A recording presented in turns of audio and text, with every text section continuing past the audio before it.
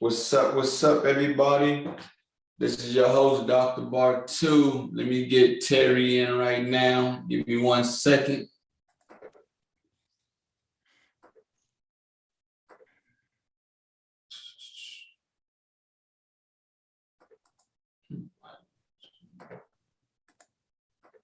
All right.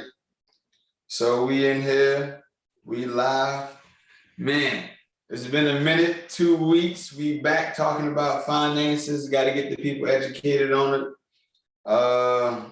Listen, before we get into it, just want to do a quick thing. Let y'all know that I updated my website. I need everybody to go in there, check it out. I got an affiliate link. So if you've been listening, paying attention to the podcast, I got 2 people that I'm affiliate with. Andre Hatchett will become a notarizer. You can be you can get onto that. I think 50% discount. You can check it out. You can go into PillTalkPodcast.com, hit affiliate link, and that can teach you the course on how to become a notary. And then I also have a affiliate link with my good friend Akeem Reed about the slingshot business, how you can start your own slingshot business through his course. So make sure you check out the affiliate link on my website, Pill Talk Podcast. But tonight we're going to get into it. Dispense is written Wednesdays, no generic answers, brand name only. You know, I got my co-host, Terry Scipio. We coming to you with another episode. This episode in the series, we'll be talking about debt management, but no further introductions. Terry, how you doing? I'm good, bro. How are you? I'm good, man. We back at it again, man. Yeah. I'm getting a lot of questions, a lot of people comment, asking about debt, how they can get out of debt, how they can manage debt, how they can increase their savings. And I said, listen, just calm down. I got my boy Terry. He's going to give y'all all the good information. But I know you got a disclaimer you got to get off first before you start dropping it. So there you go. Definitely so, man. Compliance. So this evening, well, first of all, everybody, welcome back to the channel. Welcome back to the live stream. Thanks for tuning in. Like always, we got some good information to share with y'all this evening. Some jewels about debt management and why we don't want to be the traditional person in the examples that we're going to go through this evening, and why you don't want to just take traditional advice or the advice that you may have been taught by your parents or that you hear on the radio or the internet and take that as the gospel. So tonight, I just want to reiterate what we've a disclaimer that we use here on the podcast. So this podcast is for informational purposes only, and it should not be taken as financial advice. Pill Talk is not affiliated with or endorsed by Park Avenue Securities, or which is my broker dealer who holds my investment license, or Scipio Financial. And the opinions stated are their own. Investors should consider the investment objectives, risk, charges, and expenses of ETFs carefully before investing. This and other information that are contained in the fund's prospectus, which may be obtained from your investment professional. Please read it before you invest. Investments in general, whether it be in ETFs or stocks, are subject to risk, including possible loss of principal amount invested. I'm a registered representative with Park Avenue Securities, and my OSJ is in Charlotte, North Carolina. And that's pretty much it. But anyway, let's get down to business. Just had to read that to get that out the way. Hey. All right, now we got that out the way. Let's get to business. So before we get started on the new things, you mind giving them a quick recap about part 1 of this 3-part series on debt management? Yeah, so in our last episode, we talked about the mindset that you need to have if you want to be somebody that can change the trajectory of your family tree. And what we discussed were some books, some very good books. The Richest Man in Babylon. Um, Another one was The Millionaire Next Door. Both are great books to read to help change your mindset and your perception about what you believe wealth is, or how most people perceive wealth, and what most people perceive that millionaires do and how they act. It's not about being flashy. The millionaire is probably the person in the room that you least suspect. They don't have on the flashy watches or the flashy gold chains and all that stuff. They're the quiet person driving that Toyota Prius, sitting over in the corner, just chilling. And in my experience, I've been doing this for 12 years. More often than not, that's exactly what millionaires look like. They are the people who are very unassuming, but yet, you pull out you start reviewing their financials, and they blow you away. And just to kind of recap about what we've done thus far on this great podcast in terms of providing the community with valuable information. In our very first episode, Bartu, that was what, 2 months ago? Yeah. Yeah, 2.5, almost 3 months. Yeah, so almost 3 months ago, we gave the people a history lesson on the S&P 500 and why it pays to either be patient or just stay the course, despite what may be taking place in the stock market, whether the stock market may be down temporarily or maybe have had a big correction, whatever the case may be. Stay the course, because you will be, more often than not, the probability is in your favor that if you hold over the long term, you'll be successful. And again, nothing is 100% in the stock market, and previous results don't dictate future outcomes, but history has shown that if you stay the course, you'll be rewarded. In our second episode of Dispense Written Wednesdays, we talked about stock market basics. We gave some very valuable information about what is an ETF, what is an index, and how you could go about investing in those particular assets. Session 3 was how to choose an ETF. So we gave the people information about how to go out and actually do some research on some ETFs, or about the sector spider ETF funds that are out there. And one of my personal favorites was session 4, where we talked about the silent assassins, inflation and taxes, and how they can erode your return on your assets, or erode the returns on your investments. And particularly for people who may be ultra conservative and leaving their money sitting in cash. And when we went through our inflation analysis, we saw that inflation typically grows at a rate of 3%. And for those of you who are probably wondering what the heck is inflation, well, inflation just is, in simple terms, is $1 today will not be worth $1 20 to 30 years from today. That $1, you'll probably need $2 30 years from today to buy the same gallon of milk that you bought today. You'll probably need $3 more to buy that same gallon of milk 20 or 30 years from today. And we talked about if you leave your money in cash just sitting at the bank, you're actually losing money to inflation every single year by not putting that money to work. And last but not least was our recent episode where we talked about the money mindset, and started this new series talking about your mindset, how to manage debt. And today, that's what we're going to talk about, is how do you fundamentally manage your debt and fundamentally change what you may have already been learned, or what you may have already learned about your approach to attacking debt.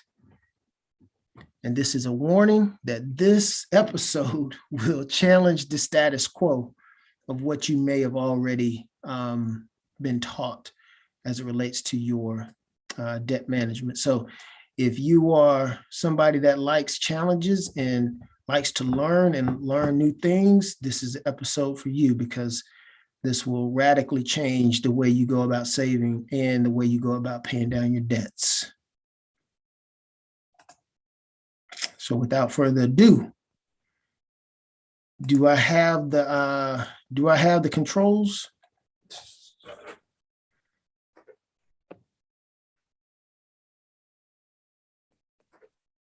And we will get right to business. You got it now, my man. All right, let's get to it. I'm cleaning up some stuff over here on my end. And we're going to get right to work. This is going to be a high energy session tonight. So hope y'all got your coffee out tonight. All right, so let me make sure I start on the right page. And I'm going to minimize this so we don't give away the jewels too soon. Oh, no, wrong one. Okay, here we go.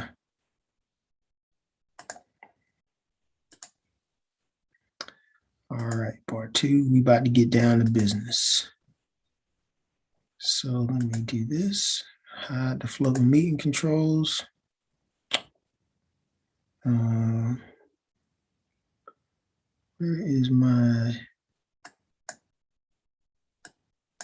content that I want to share this evening? That's an options chain, people. All right, here we go. So this is the outline for this evening. So this is the roadmap that we're going to follow this evening and what we're going to talk about, some of the points here. The traditional methodology about paying off debt. That'll kind of be a dialogue between you and I, Bartu. All right. All right, ain't no problem. Why most people can't save properly. This is going to be earth shattering for some people right here. How much does the average American household save on an annual basis? This will probably throw a lot of people for a loop as well. And what's the proper way to manage your debt? Again, these are my opinions about how I advise my clients and not those of Pill Talk. But I think that if you are open-minded to the concept, it will help you tremendously in your approach to paying off your debt. Well, paying off your debt, but also saving and accumulating more money in savings in your emergency funds. So let's get into it, Bartu. So traditionally, when you were growing up, Bartu, and as you started to come into your own, right? When you first learned about paying off debt, what was the first thing you learned in terms of your approach to paying off debt? Growing up, debt. Just when you were in your professional life, I think my whole mindset on debt kind of changed. But growing up, one thing that helped me with my debt was just like they never really talked about. My mom never really talked about credit cards. Not really. They're like, yo, if you got debt, pay it off cash. Buy all your stuff cash. If you get a store credit, like that was like the credit card. Like you get a store credit line, whatever. Just only buy what you can afford, and you can pay off at the end of the month or whenever the due date is. And I literally did that for years. Like I never had credit card debt, consumer debt. Like I always paid cash for everything from clothes, shoes, cars, everything. Just whatever it was, I just paid it. Right. And never wanted to get into debt because they were like, oh no, debt is bad. Don't do that. Don't do that. Until now, being able to know how to actually leverage debt and use debt properly. But that's a whole different conversation. But from the beginning, yeah, I never wanted debt. So everything I bought was straight cash. Right. So traditionally what we're taught is that if you have $1 of debt, you need to get rid of it by all means necessary as quickly as possible. Just eliminate it, whether that means throwing all your extra money towards debt, etc. You need to eliminate that debt first and foremost before you start doing anything else. That's what most of us are taught. And sadly, that's still the traditional methodology of thinking that a lot of gurus and people online today still follow. And I think that's a trap, in my opinion. I know you already know my approach and all that, but hopefully we can impart some different thinking on some people tonight to help them save more, because all they're doing is really enriching the banks, right? They're not enriching themselves. And what I want people to take away from this tonight is you always want to put yourself and your family on the most solid foundation that you possibly can be on. And what that means is you paying yourself first. Okay. That's what I want people to take away from this tonight. So that's the traditional methodology about paying off debt. And I'll go through an example to show people exactly what I mean by this here shortly. Now, let's talk about this. Why most people can't save properly. So I'm gonna go over here to my planning tool, right? So most people, we'll talk about this whole structure in our next session, okay? So on the 17th or so, whenever that is, we'll talk about what this whole structure means. But tonight, I want to focus down here. So most people, they do what I call reverse cash flow engineer their money or their earnings, the money that they make on an annual basis or monthly basis. They reverse cash flow engineer that money. What do I mean by that, right? Most people, they spend money on their lifestyle first, then they pay their creditors or the debt first or second, right?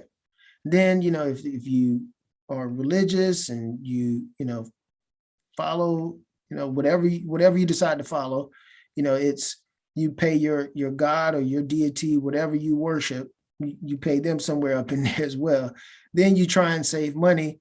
Then you try and, purchase some protection or insurance and all that stuff.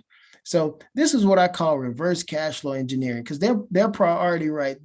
What they're saying to their money is that the priorities are lifestyle and paying their debt or their creditors. So they're putting their creditors and their lifestyle ahead of making sure that they have their foundation secured. So you think about cash flow, this is the foundation of your financial world, because without a solid foundation, everything else is subject to crumble. Okay.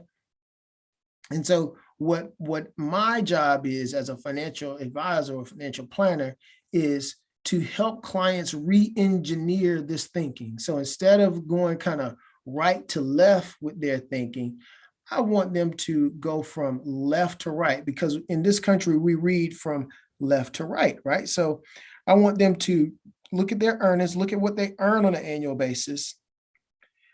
Look at, okay, let's make sure that we put some protection in place. Then let's pay ourselves first, then pay our creditors, and then we can freely spend what's left over. Okay. Now we got a whole diagram that we're going to go through, or a whole exercise that we're going to go through that I find pretty fun and pretty intriguing at the same time, to help people drive this whole left to right concept home, rather than going about their cash flow from this right to left type of mentality. That makes sense? Perfect sense.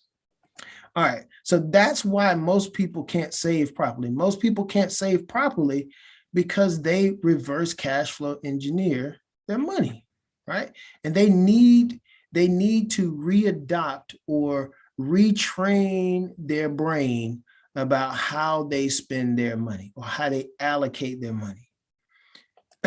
So now, before we get into these examples down here, we got to ask ourselves, how much does the average American household save on an annual basis? So do you have any thoughts on that, Bartu? So for me, when I think about the average household saving, if their saving is either probably going to be through like their 401k through their job, or small increments throughout the check, but nothing too serious. So I'm gonna say roughly like $1,000 to $5,000 a year that the average household probably is saved, because the average household really only got about $1,000 in savings. So give or take. But So, so you got the cheat code. You've been obviously you've been doing some reading, and you've probably been listening to me too much. So you got the cheat code. So you're ahead of most folks. But but let's go to our good friends out here, Google, right? And then I'm gonna go back to the software to show you an example of what that translates into as far as how much people actually have. So I just did a quick Google search out here. I kind of know this stuff out the back of the back of my hand, but this is just a snapshot about what people actually have in savings right now. So the median savings amount in the United States right now is about $3,500, right? Now, if I told you that the average person only had about $3,500 or maybe even less than that, and because you can see here, it says the median emergency fund is $2,000. Now, Bartu, you don't have any kids just yet, but I can tell you, having $2,000 in the bank with a couple kids and a house and a couple of cars, this ain't gonna get you very far if something catastrophic happens. So if you wonder why people can't save properly, is one, they don't have enough of an emergency fund or a life events fund to take care of life events. Because in your opinion, would you say life is more predictable or unpredictable?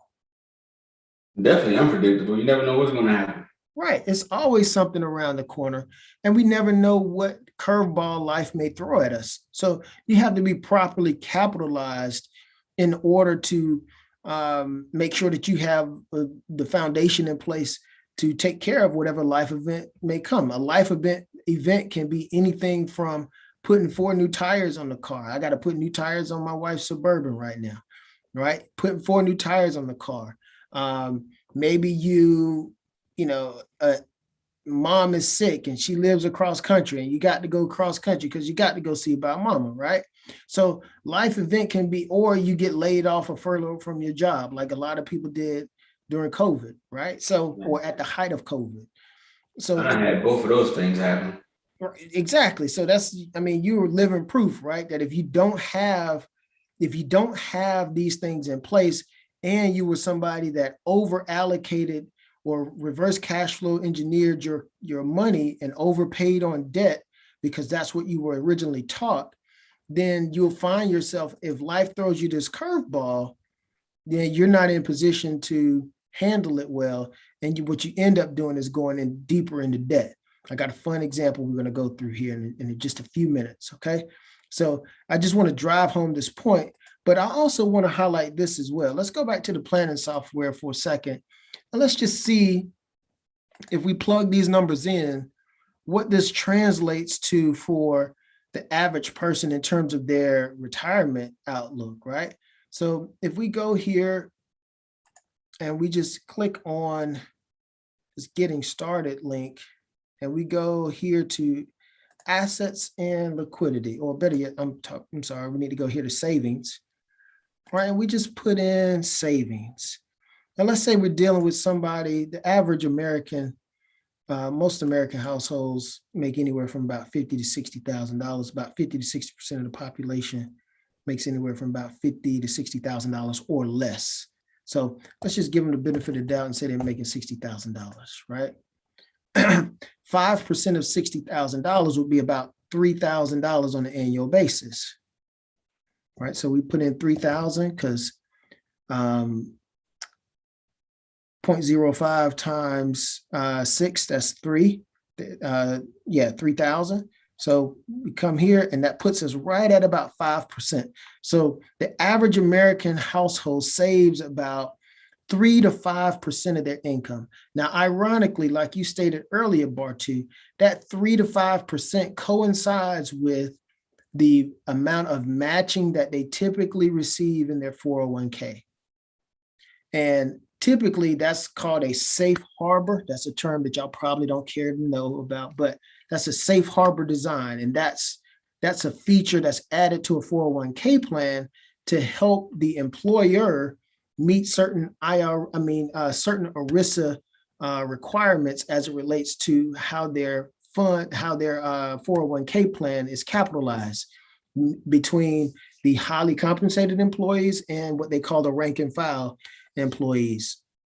And so it helps them meet certain tests to automatically give you that 3% match on your contribution. If you do 3% or more, they will match you that, right? To help them pass those tests.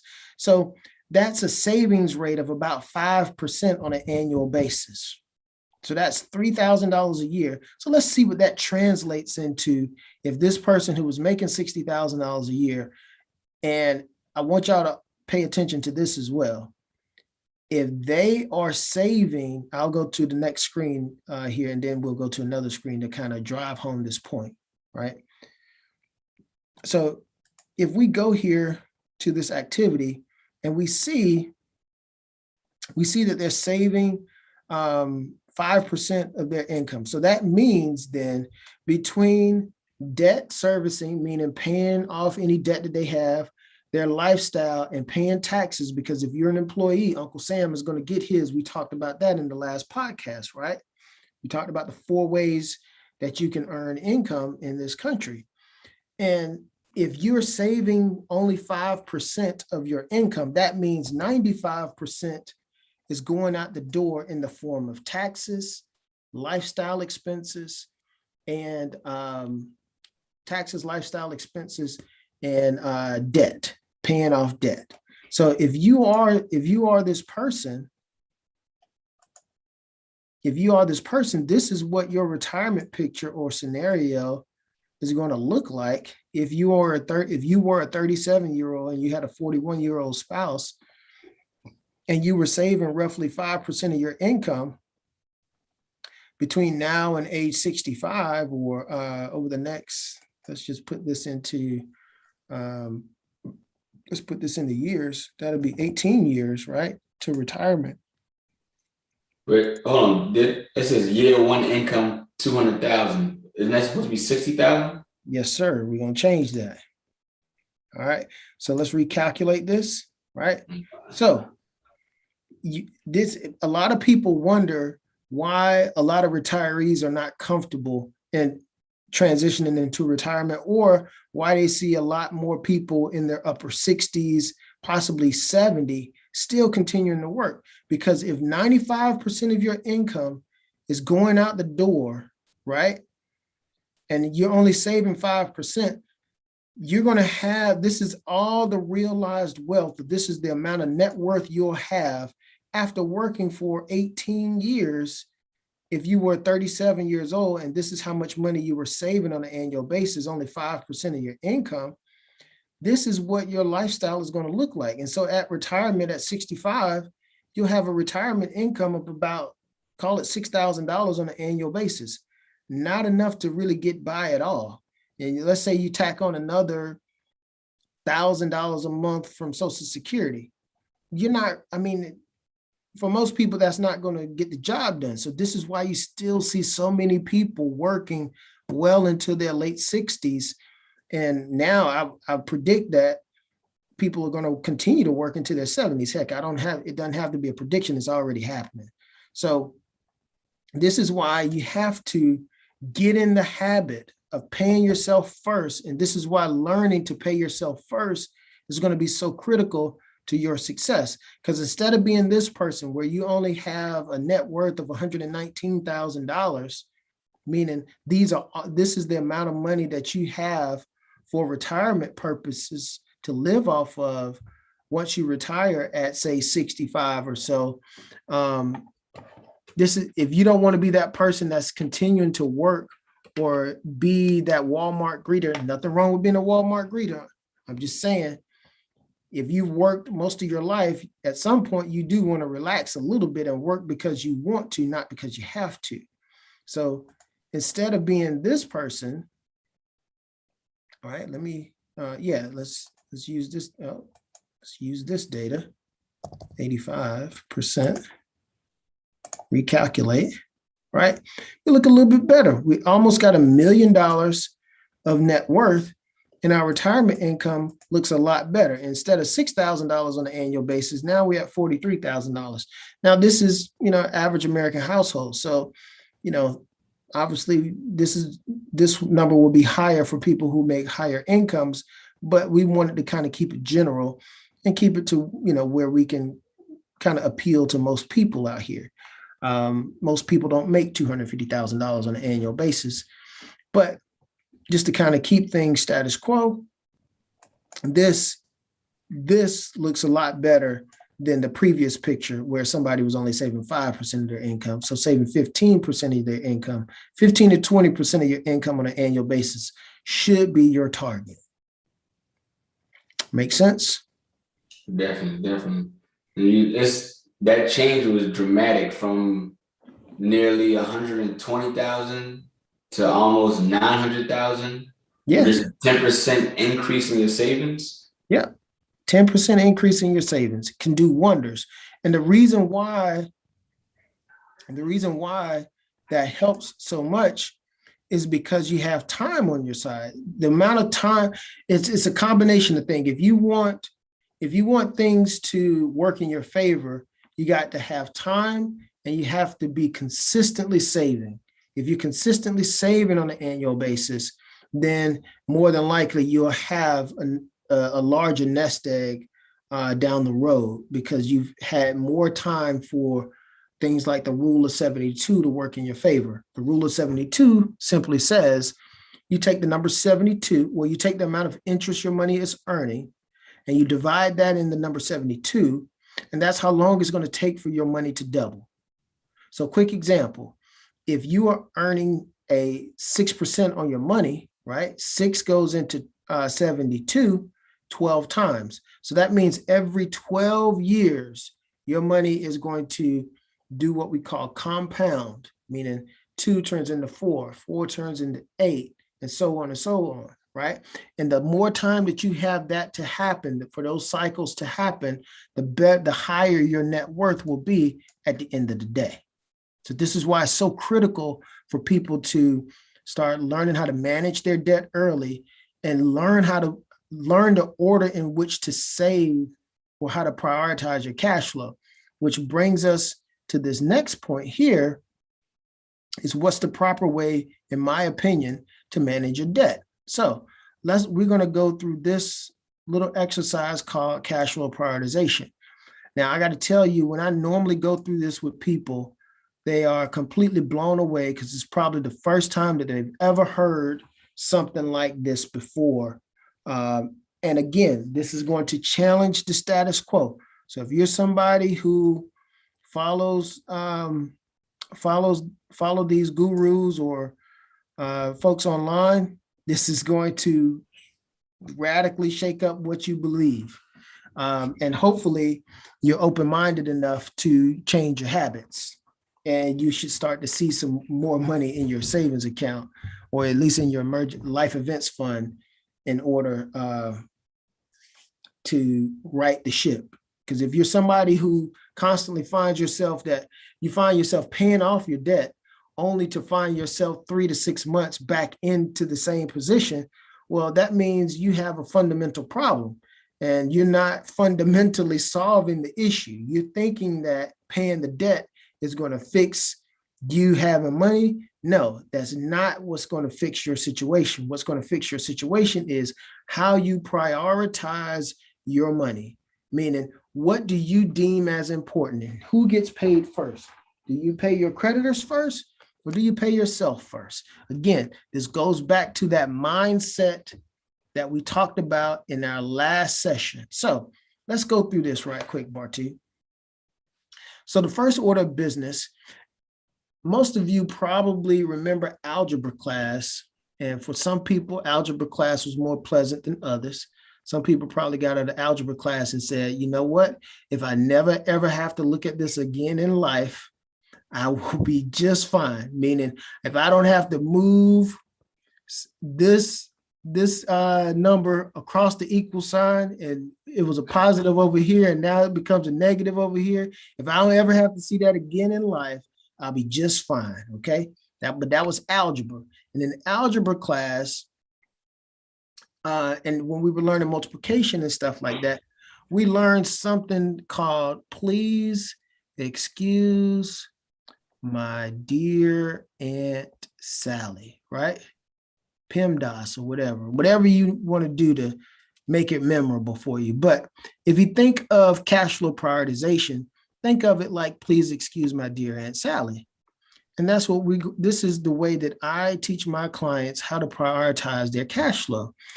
Instead of being like the traditional methodology, which would have debt as the number one priority up here, instead, I tell my clients, make sure the difference that I say is, hey, make sure that we got proper protection in place.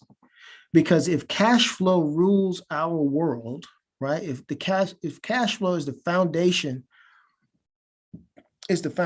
of our financial world, if something happened to us or our spouse or our ability to earn income, we want to make sure that our foundation won't have any cracks or won't start to disintegrate or crumble, right? That makes sense, Bartu? Yep. And then before we go any further, I know you're about to get into it. Let them know what protection is. What type of protection that you're referring to.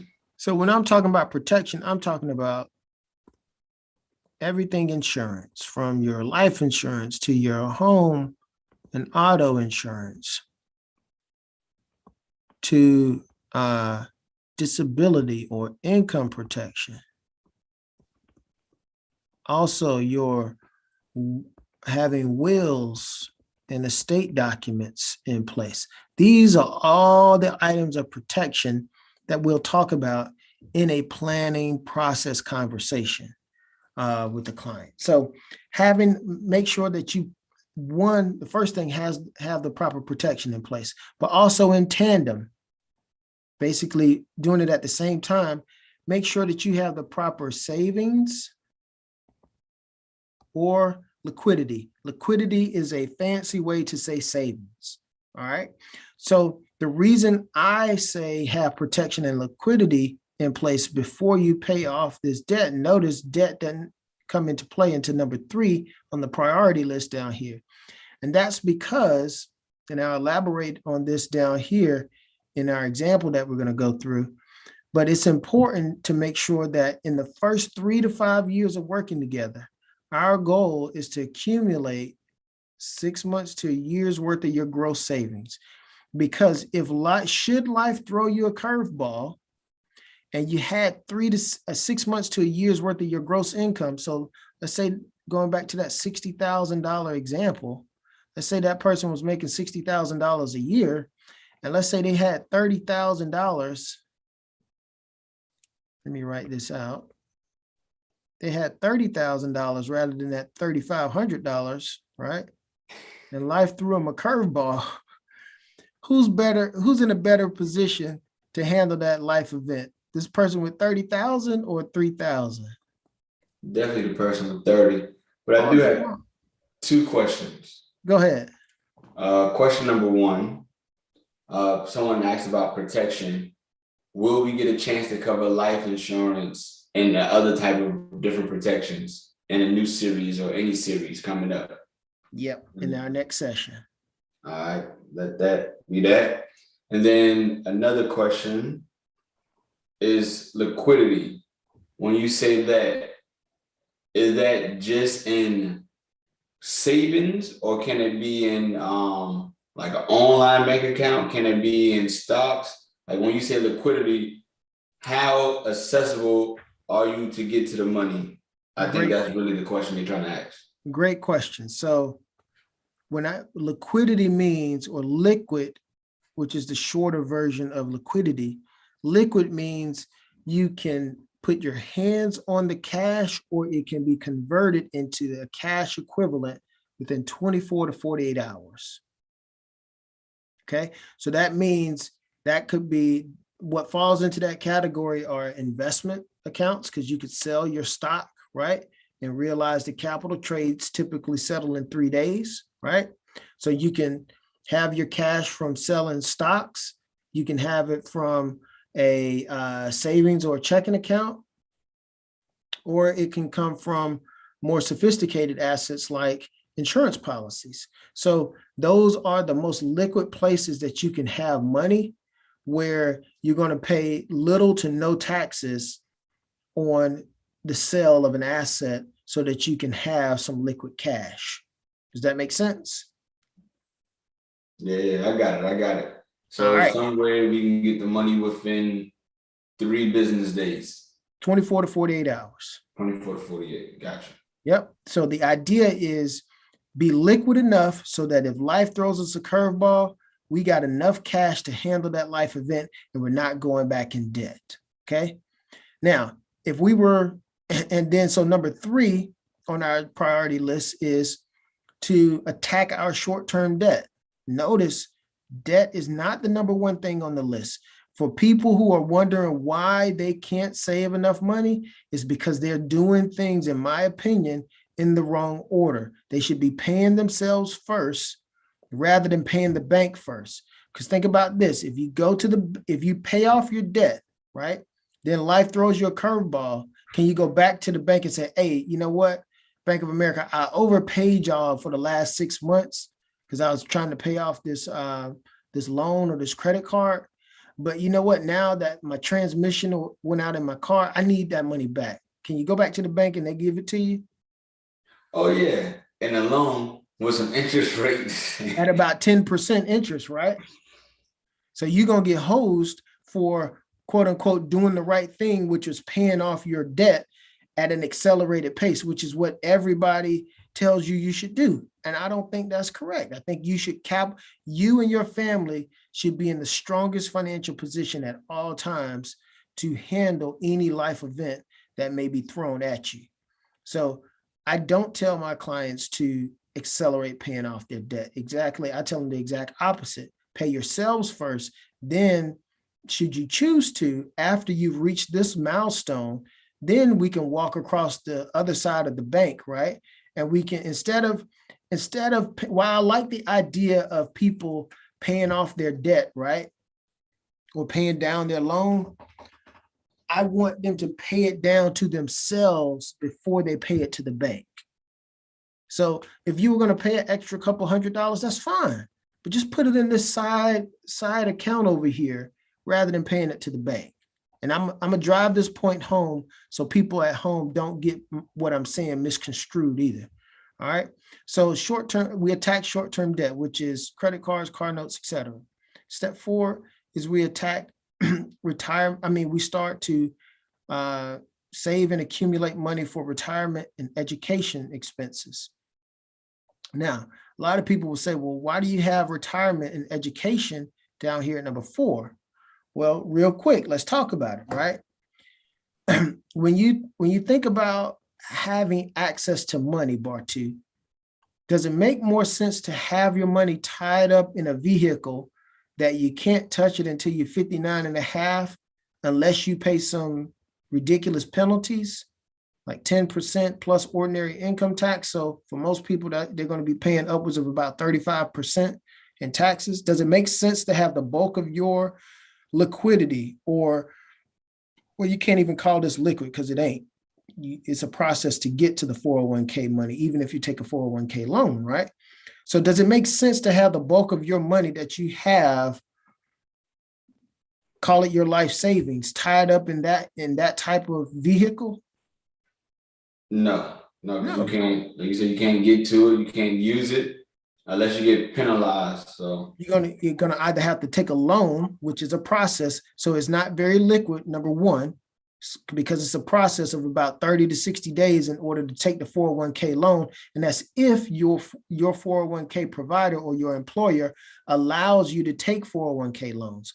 Otherwise, you'd have to pay upwards of 35% in taxes in order to access the money that you worked so hard to pile up in that account.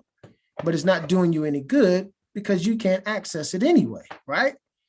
Yeah. So it's not liquid. That's why it's not considered as part of your liquid assets. Now, as far as education expenses, a lot of parents, say that they want to pay for their children's education because they don't want to want their children to experience the heartache of paying back student loans. So they want to bear that burden. Well, I always ask my clients, if you had to choose between saving for your retirement or paying for your children's education, what do you think most people say, Bartu? That's a tough one for me, but I'm gonna just go ahead and say the kids' education. They Right. worry about the next generation. That's what most people say, because it's an emotional thing, right? And we're taught, again, this is what we're taught. We're taught that, hey, you got to make sure that you pay for your kids' education. Well, no, you don't. I don't believe that. Just like you took student loans. Now, and I'm going somewhere with this, right? Just like you took student loans, and I'm not as abrasive when I'm talking to a client, okay? So, so I package it a little bit different. So this is what I say. I ask him that question, and I say, which would you choose? Would you choose your retirement or their education? Most people say their children's education, which that's what they've been taught to say. And some people just downright believe that, and that's fine. But what I do is I kind of flip it back to them, and I say, well, think about it this way. Could you borrow money for your retirement? Can you borrow money for your retirement? No. No, right. No, right. You can't borrow money for retirement. So if you get to the finish line and the tank is on E, it ain't no repeating the race at 65, 70, right? Because you ain't got enough time on your side, nor are you making the money that you once did. And you're not as desirable as an employee at that point, because most employers don't want to hire a 70-plus-year-old at that point anyway, right? So you can't borrow money for retirement. So you can't go back and repeat what you didn't do. However, your children, they can borrow money for education expenses. And furthermore, if you prioritize saving for your retirement and you do it properly, guess what? You'll be in a position where you can then choose how much you want to help your children get through college. And whether or not you want to put some loans in your name, or whether or not you want to use some of your retirement funds to allocate toward education expense. But you can't, more than likely, you're not going to be able to do both. It's possible, but it may be a challenge for you to do both. So in my opinion, what I advise my clients to do in most cases is you have to prioritize your personal retirement before you prioritize your education expenses for your children. That makes sense. And once you explain it like that to clients, it does make sense to a lot of people. But you have to get them out of that emotional mindset, because most people are emotional about their kids, and rightfully so. I'm very emotional about mine, and everybody else. If you love your children, you're going to be emotional about your kids, point blank, period, right?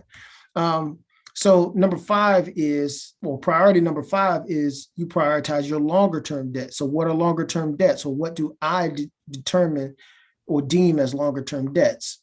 Most people, Bartu, I remember when I first met you, you had student loans at the top of your priority list, right? Yeah. And you learned over time that that was probably not the best move to be overpaying on your student loans at such a high clip, because if life throws you that curveball, then you're going to be in a situation where you're going to be upside down, right? Or you can't move, you're not as nimble or liquid as you need to be if an issue comes up. So longer term debts for me, and how I classify them with my clients, are mortgage, student loans, and HELOCs, or home equity lines of credit. So now let's talk about an example, right? Let's talk about this in real world practical sense here. We're going to go through. So if you ever played spades growing up, now I played a lot of spades in my neighborhood that I grew up in. We just played cards as kids a lot, right? So this probably looks familiar to a lot of people. You got this little T chart right here. This used to be us and them, but this is financial. This is a financial webinar that we on tonight. So we're utilizing some accounting terms tonight. So or accounting formulas, and one accounting formula for net worth is assets minus liabilities equals net worth. Yeah. All right. So think about cash. Cash is the assets minus debt is the liability equals net worth. So as we're going through this exercise, that's what I want people to keep in mind. Now, I'm going to use a larger number here. We could use this with a smaller number, but I know these numbers already off the top of my head because I use them 1,000 times over with my clients. So typically I work with a lot of physicians, right? And physicians or doctors will have a lot of student loan debt to the tune of about $250,000 on average. I'm gonna use 240 here for the sake of example, okay? Now, this is on person A here, this is traditional methodology. So in our outline, we talked about what traditional methodology said about paying off debt, right? So that's going to be person A over here in this example. This is person A. What does traditional methodology say? You're going to go through, you're going to lifestyle, debt, protection, savings. Well, traditional methodology says that you overpay on your debt at an accelerated pace to get it paid for and done with immediately, as quick as possible, right? So with a lot of these doctors, some of them come with that mindset that they want to pay off their student loans as fast as possible. And I tell them, I say, listen, why don't we, let's just, take a back seat for a second. Let's take a pause. And let's just be open-minded to some different concepts. And I'll walk them through this concept. So now when I walk them through this concept, most of them say, I want to pay off my student loans in 10 years, right? So we got somebody who wants to pay off their student loans in 10 years. So that would mean they would be paying about $2,000 per month back. Now, for the sake of example, we're going to ignore interest costs in this example, okay? We do know interest is a real thing, but for the sake of example, we're going to ignore it here because we're just trying to prove a point, all right? Or at least provide a different perspective on how to think about things. So let's say this person paid $2,000 a month for 10 years on their student loans. That would totally wipe out this $240,000 debt, right? Because 2,000 times 12, that's $24,000 on an annual basis, right? Yeah. And then over 10 years, that'd be $240,000, right? And let's just say that this person followed traditional advice to a T, where they had little to no cash. Some people even say you should only have about $1,000 set aside, right? Like that's going to help you if life throw you a curveball. And so you got $240,000 that you pay back over 10 years. So this person is going to have little to no cash because, again, they overpaid on their debt because debt was the highest priority in their situation. It was debt, then everything else below that. Savings is probably somewhere down here at the bottom. It ain't really that important, right? So debt is the top priority in their world. So they have little to no cash saved up after that 10 years. Now, on the positive is they have no debt. This $240,000 is wiped out, right? So if we apply, if we use that logic bar too, and we apply this formula, assets minus liabilities, so cash minus debt. So they have little to no cash, so they got zero cash minus zero debt. What's their net worth? They don't have any. Zero. Right. It's zero, right? Now, let's apply my thinking or what I recommend to my clients on a consistent basis, right? So instead of doing this traditional thinking over here, we're going to think outside of the box, right? And we're going to say, instead of paying back your loans over 10 years, why don't we try and take the longest repayment period that's offered? Not saying that we're going to take 20 years to pay it off. But the most important thing that dictates your lifestyle is your cash flow. A lot of people don't understand that term, cash flow. However much money that's coming through your hands on a monthly basis, that's going to dictate how well you can save, as well as how well you can enjoy life, right? So we want to opt for a longer repayment period, right? And typically when you extend the payment period on something, what does that do to the monthly payment? Are you gonna reduce it in half? So, Right. yeah. So this person who's following this methodology, they're going to be paying $1,000 a month. So what's the difference here? 2,000 and 1,000. What's the difference in those two? They got a freed up $1,000 every month now. And what are we going to do with that? What am I going to tell them to do following this methodology right here? Get some life insurance, home insurance. Nope. What we're going to tell them to do with that $1,000 is make sure that we knock out step 2, which is make sure we have proper liquidity, right? Yeah.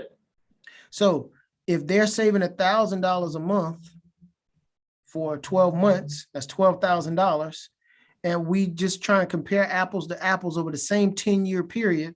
How much cash would this person theoretically have? $120,000. $120,000 in cash, right? And again, ignoring interest costs, let's say that this person had paid off $120,000 of debt, right? So how much debt would they still have outstanding? $120,000. $120,000. Now, let's say this. Let's apply this formula. Assets minus liabilities equals net worth. We apply this formula. We got $120,000 in cash minus $120,000 in debt. What's this person's net worth? They still got a zero net worth. Right. Now, here's the question I always ask. Which person would you rather be?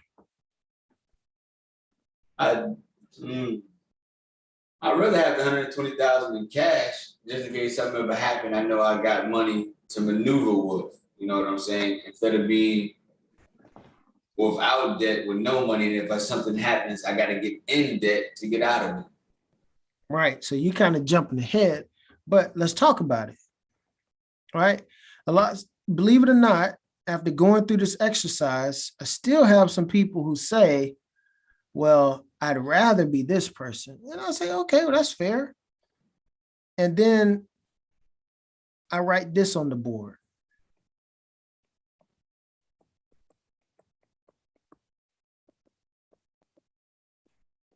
Okay. Now, Bartu, you in the health sector, right? How many pharmacists or healthcare do you know any healthcare professionals that either got furloughed or got laid off during COVID? Healthcare is a little different. So no, I don't know anybody in healthcare, but All right. I know other fields of people that had to take the back seat and wasn't able to work for a little bit of time. Right. I know some of my clients that got furloughed, lost their jobs, and primarily my clients are medical professionals. They either got furloughed or lost their job completely or took a reduction in pay, right? Now, a lot of other industries, like you said, they got smacked hard, right? So a lot of people really, took a real back seat when COVID came. So when COVID came and people got furloughed, and let's say at the end of this exercise, you were still this person that said that you wanted to follow this methodology. So what options would they have if they lost their job or got furloughed or took a reduction in pay? What option would this person have if they were that person that had, say, $1,000 or $2,000 in the bank account? So someone just got on and just asked this question. They would rather be the person that started with no debt, no cash, but we started out saying that they had $240,000 in student loans and paid the student loans off $2,000 a month. So at the end of 10 years, they ended up with no cash, no debt, zero net worth. The other person paid it off and Well, they were still carrying $120,000 after the same 10-year period as this person. so now they got $120,000 worth of cash sitting around, and they still have $120,000 worth of debt. But then life event such as COVID happens. Now, who would you rather be? Would you rather be the person with no debt and no cash, or would you rather be the person with cash and some debt? So Terry is explaining that in this situation, the person with cash and some debt still has the ability to maneuver and move around, because when COVID happened, like it has, and you get furloughed, you lost your job, and if you still have $120,000 of money, you're able to sustain your lifestyle for an extended period of time without having to go into more debt, right? Right. So we're about to get there, because I still have people who, for whatever reason, still think that this is a better position to be in. I kind of laugh when they do say that. But anyway, so because nobody can ever give me any great justification as to why it would make sense to continue to be this person. And so let's talk about this. So this person, if COVID happens, they get furloughed, what options does this person have if they need to relocate to find another job, or they mom is sick with COVID? What options does this person have? Person A? Yeah, person A. In this scenario with no cash, nothing, the only option, hopefully if their credit score is good, is to get back in debt with some form of credit, like a loan or Right. credit card or something, to get back in debt until they get back on their feet, and then have to work their way back out of debt. Right. Now, I can apply this to tax returns and all that stuff, because a lot of people take their tax returns and pay off debt too, right? Only to find themselves 3 months later back in debt again. And if you don't see the cycle here, the problem is you have a fundamental problem in how you go about saving or prioritizing your money. You continue to prioritize your debt as the number one priority in your life. If you continue to do the same thing over and over and over again, that's insane, right? So until you change something fundamentally about how you go about prioritizing your money, that's when you'll fundamentally change how much money you actually have in your account. Okay. So this person has to tack on debt. Let's say that you had a business opportunity come your way, right? And they said, hey man, it's going to cost you $5,000 to get in on this business venture, but it's going to pay you 50, 60% return on your money in 2 months. What does this person have? What are the options that they have? Person A don't have any options unless they go into debt. Person B has the option to jump in that. Person B say, who I make the check out to? They ready to go, right? Person over here like, man, I don't know, that sounds too good to be true. Broke mindset. If you don't have the ability to write a check to take advantage of a business opportunity, you are doing something wrong. You shouldn't be at this point in your career and not have the ability to take advantage of a business opportunity. If you don't have the ability, you're doing something wrong. You need to change something fundamentally about how you saving or accumulating your money. All right. So this is a real world example. And a lot of people found themselves, for lack of better words, with the pants down because they were following this antiquated methodology. And you can't trick me into thinking, I don't care who they're listening to, you can't trick me into thinking that this is the best way. And if this was the best way, why aren't more people out of debt and debt free and living the American dream? Because this is designed to keep you in debt. Because if you never start prioritizing yourself, and as you can hear, I get passionate about this stuff, but if you never learn to make liquidity an important piece in your financial world, you'll never have anything. And you'll always be broke, point blank, period. I got a No, question for you. no When way you to go back say up it. to liquidity, why did you say between 6 months to a year? Because like some people were saying 3 months to 6 months, but you extended yours to 6 months to 1 year. So this is optimal, right? This is Okay. optimal liquidity. So what most people are talking about is an emergency fund. Emergency fund and life events fund, they just sound different, right? So if you're somebody that say you want to have 3 to 6 months worth of living expenses set aside, that's fine. But if you want to be at the optimal level in the first 3 to 5 years, not 3 to 6 months, this is a 3 to 5 year game plan here, to have 6 months to a year's worth of your gross income saved up. This is when you get to the optimal level for a life events fund. Make sense? Yeah, perfect sense. Just making sure that people understand the difference between an emergency fund and a life events fund and where they would like to be at. Right. And this could be a short-term target. I often ask clients, hey, from an emergency standpoint in the next 3 to 6 months, where would you like to be from a savings standpoint? And they'll give me a number. I don't try and make it my number. I want it to be their number. All right. So this is real, right? A lot of people had a wake-up call, and I started seeing a ton of articles saying exactly, like on Nerd Wallet, on CNBC. I started seeing a lot of articles circulating that I had been telling my clients this for the last 4 or 5 years to thinking this way. I started seeing a lot of articles that said, oh, well, it may not be in your best interest to pay off this credit card first. You need to have some liquidity. And I was just laughing. I thought it was comical.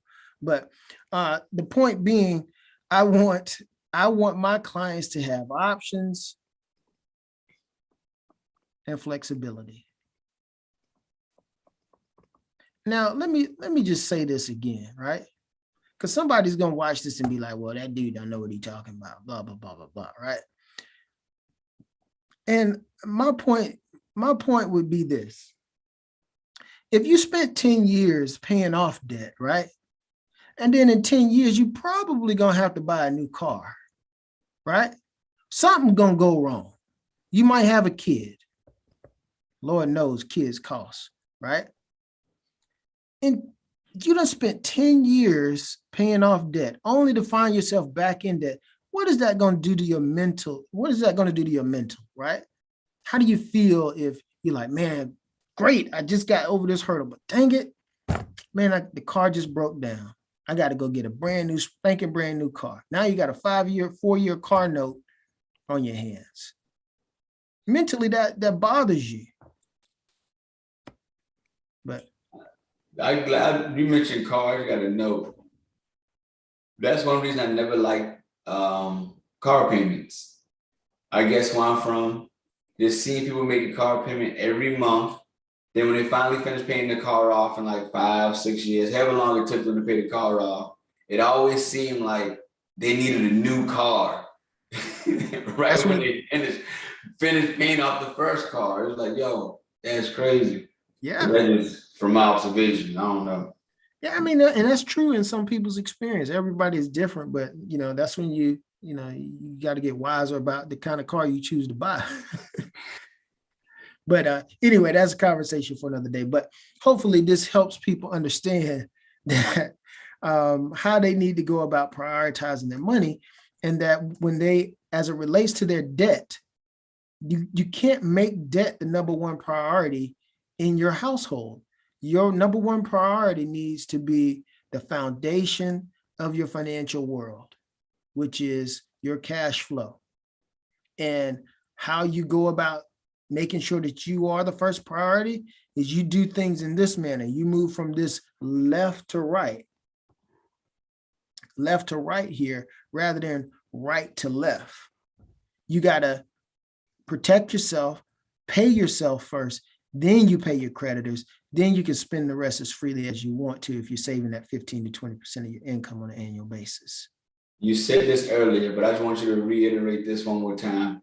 What you think is the optimum savings someone should be saving per check or per month of the money that they make? Annually, the optimal level, and again, this is something that people can work toward. Some people may not be able to come out of the gate doing this, but I typically work with new young physicians, and my goal is I built a relationship with them while they were going through their residency, and that could be anywhere from 3 to about 6 years, depending on their specialty. And we've worked on building habits through that period of time that they're in residency, so that we're saving on a consistent basis and conditioning their financial muscles, so that when they come out and their income increases 5 or 6 times over, saving 15 to 20% of their income is optimal. So if I put in, 3, 6, 9, that'd be $9,000 would be 15%, right? Notice that we right at the cusp of this optimal level here of savings on an annual basis. So if you're a young person in your early or late 20s, early 30s, 15% of your pay will get you to the finish line. If you're older and say you're 40 and above, that number needs to be more like 20, 25%. And I know that sounds like a large number because it is, but you don't have as much time as the young 25-year-old or 40 or 25 or 30-year-old who has 30 years or more ahead of them for that compounding effect to happen. If you're 40, that your timetable is a lot less, and more than likely you're not able to save 20 to 25% of your income because you probably have you develop some poor habits over the years, and we have to unlearn some of that stuff so that we can get you to that optimal level. So it may take 2, 3, 4, 5 years for you to get to that optimal savings rate. And by that time, we've lost 4 or 5 years of compounding effect, which will also hurt you. So the quicker you're able to do this, the better. Okay.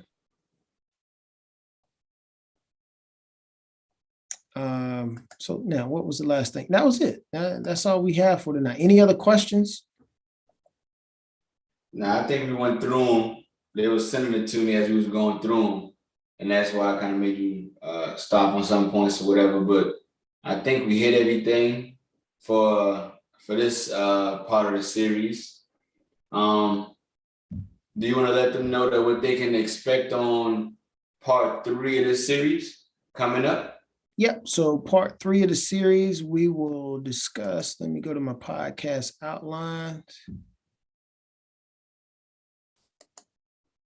Don't drop too much for them now. Don't get them too excited. Let's see here. So this will be our November 17th outline right here. It'll be coming up here in a second.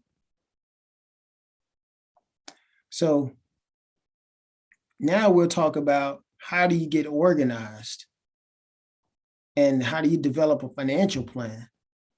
And so we'll go through some of these things again, and then we'll, for the people that weren't here, just briefly retouch on what we talked about this evening, because this is so critical. And we'll talk about a concept called cash flow allocation. We'll end up talking about protection aspects. All right, dope. So, hey, let them know a little more about you. Like you said, you talk to plenty of physicians. You helping physicians, other medical providers, get their finances right. But I'll let you give them a better rundown on what you can do for them with debt management. So if you are a young medical professional, pharmacist, dentist, physician, I work with all of them primarily, also business owners. Please give me a call. You can reach me on my website here at Scipio Financial.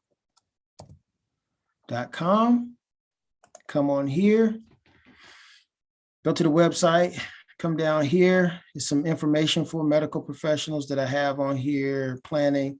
I'm updating my investments and retirement income sections of my website. So if you see some basic information there, just know that that will be updated. You can come in here, put in your name, your email, your phone number, and type out your question. And you'll be able to get on my calendar. My bookings link should be on here as well. It's not. I need to talk to my web guy to have him update that. But my bookings link will be on here as well. You'll be able to click that link and be able to book a meeting on my calendar. So I would be remiss if I didn't bring you out here to Pill Talk Podcast. Where's my link here? Here we go. If you want to come out here to this link to make sure that, where is it? We got a malfunction here, okay? This is an active link. I don't know why it's not working right now, but nonetheless, come to the website, put in your information, and you can reach me that way. And now it wants to work. Or you can reach me at 843-765-2010. Obviously, you can email me as well. But come out here, see this beautiful little young girl. I think my baby was probably 4 or 5 at this point. She's 8 now, almost tall as her mom. But anyway, come out here, click this button, let's talk.